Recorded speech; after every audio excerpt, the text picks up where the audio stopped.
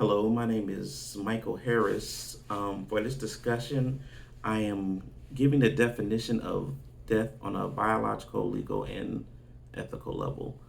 At first, I thought this would be simple and straightforward, but once I sat down, I realized how complicated the issue can actually be. So recently, I lost my grandmother. She just passed away this summer.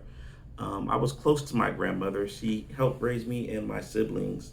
And in the last about 10 years of her life, she actually lived with me and she helped me raise my kids too. So she always had a big presence in my life. And I'm using the perspective of losing her as kind of my lens for this discussion. So, to die biologically is when the physical body ceases to function, especially when the brain activity stops.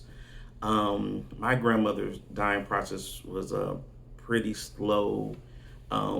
She had a stroke in March which greatly diminished her health, and she started going through rehab, and we hoped she would recover completely. But then she had a stroke in June, and that actually placed her in a coma.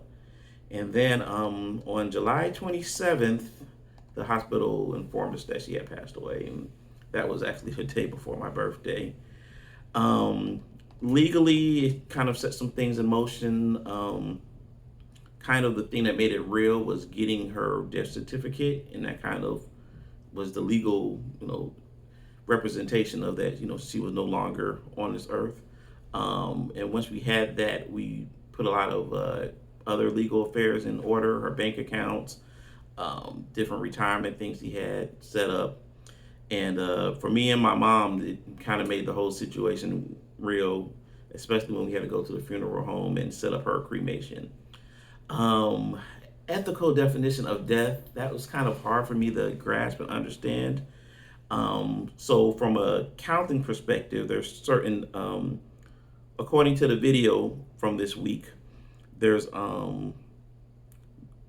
grief tasks that are supposed to be in place that I guess a counselor can help someone go through. So these grief tasks are one is accept the reality of the loss. For me, I kind of anticipated her death. Like I said, it was a slow process, and she was up in age. She was over 70. So if that wasn't a hard task for me, accepting her death, I imagine for some people, sudden death is much more harder to process.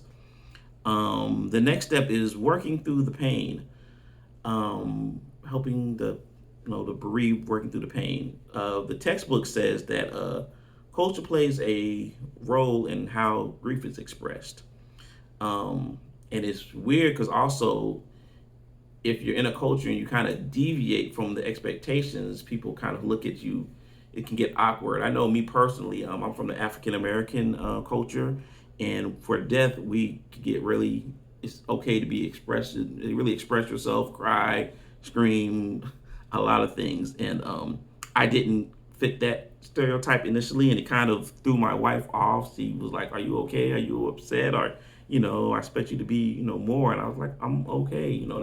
I'm processing it differently." Now, eventually, I did shed those tears and stuff, but like I said, your culture kind of sets up those expectations of what death should look like and how should people react. And like I said, when you deviate from that, it can get awkward. Um, the next task is to accept the environment without the person in it. For me, it was physically, my grandmother had a room in my house and it was empty now.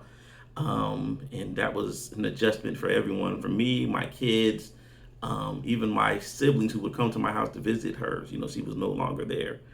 And the last task is to find an enduring connection to the person, to a new person in this new environment without a person. That was not hard for me. I have a large family.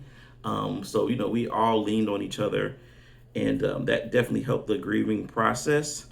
Um, I know. I looked at a recent post-COVID study, and it says that resilience and perceived social support, they were correlated with levels of lower levels of dysfunctional grief. So having that support and that resilience, the social support definitely helped me get through the process, um, and help me get through it. And finding that connection in different ways. I know I have a Buddhist temple in my city, the Atlanta Buddhist temple, and I visited it. I'm a Christian, but I visited and learned some of their beliefs.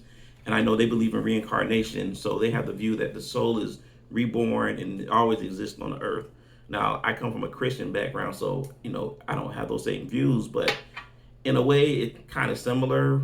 Um, well, for me personally, I know my grandmother. My grandmother had 15 grandchildren, almost 30 great grandchildren. So she had a large legacy. That's a genetic legacy, a family legacy. People can make their legacy in other ways, such as the work they put into their neighborhoods and different things like that. And I feel like if you make a legacy, you kind of leave a little piece of yourself on this earth. So kind of like reincarnation, you always exist on this earth. When you leave a legacy and things behind and the way you affect people, you kind of always exist on this earth also. So that's my views.